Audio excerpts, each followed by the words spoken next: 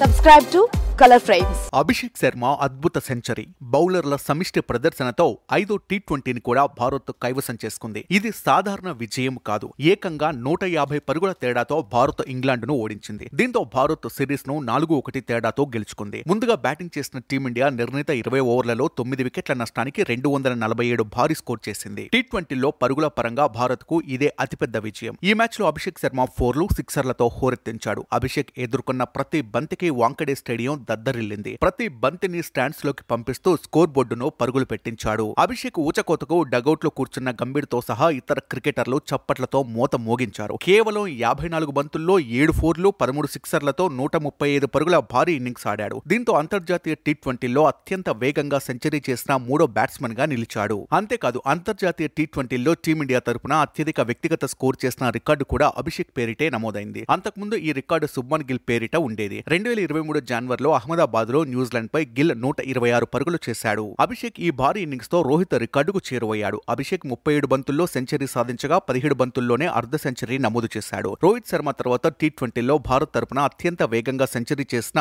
రెండో బ్యాట్స్మన్ గా అభిషేక్ నిలిచాడు. రోహిత్ 35 బంతుల్లో సెంచరీ సాధించాడు. ఇంకా చెప్పాలంటే అభిషేక్ శర్మ కొట్టిన 11వ సిక్సర్ తో టీ20లో ఒక ఇన్నింగ్స్ లో అత్యధిక సిక్సర్లు బాదిన భారత బ్యాట్స్మన్ గా నిలిచాడు. ఇంతకు ముందు ఒక ఇన్నింగ్స్ లో అత్యధిక సిక్సర్లు కొట్టిన రికార్డు రోహిత్ శర్మ, సంజు శాంసన్, తిలక్ వర్మల పేరిట ఉంది. ముగ్గురు ఒక ఇన్నింగ్స్ లో 10 సిక్సర్లు కొట్టారు. వీడియో మీకు నచ్చినట్లయితే ప్లీజ్ లైక్ చేయండి, షేర్ చేయండి, కామెంట్ చేయండి.